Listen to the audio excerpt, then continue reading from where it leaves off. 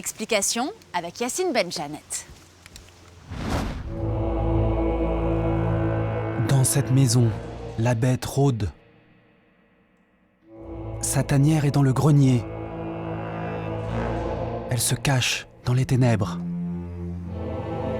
C'est une créature avide de sang, venue des Carpates. La maîtresse des lieux a pensé à un exorciste, à un chasseur de fantômes.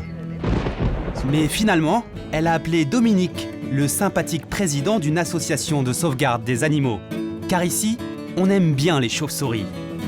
La famille les a découvertes par hasard il y a 2 ans, en lançant des travaux dans le grenier. Pour qu'elles se sentent comme à la maison, Dominique a aménagé les combles.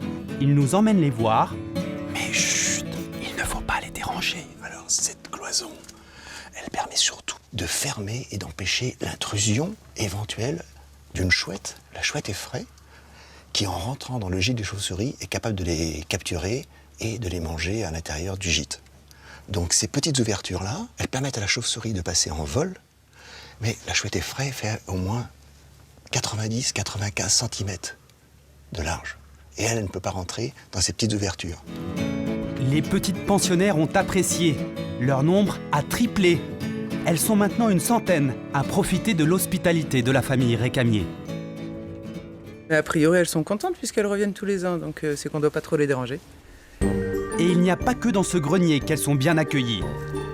Toute la vallée de Chevreuse est un petit paradis pour chauves-souris. Cette église, par exemple, son clocher devient un haut lieu de reproduction en été. Sur les 34 espèces de chauves-souris qui existent en France, il y en a 21 dans la région. Laurent est biologiste. Il arpente la vallée de Chevreuse à la recherche des lieux où elles nichent. Dépasser le cliché des chauves-souris qui ne vivent que dans les grottes, elles aiment aussi les troncs d'arbres, comme ce chêne. On a décidé de le marquer d'un triangle, pointe en bas, qui indique que cet arbre sera définitivement conservé pour la biodiversité. Il ne sera jamais exploité, il ne sera jamais coupé. Car cet arbre, les chauves-souris l'ont choisi comme maison. On voit des traces de présence passée, c'est-à-dire des crottes, du guano, ce qu'on appelle le guano. Mais les animaux ne sont pas là. Pas là aujourd'hui, mais Laurent en a déjà compté 44 dans ce trou. Alors en fait, on s'intéresse autant aux chauves-souris parce qu'elles jouent un rôle très important dans la chaîne alimentaire. Elles jouent un rôle de prédation sur des insectes qui, à certains moments, peuvent énormément fragiliser les arbres. Je pense aux chenilles qui mangent les feuilles des arbres.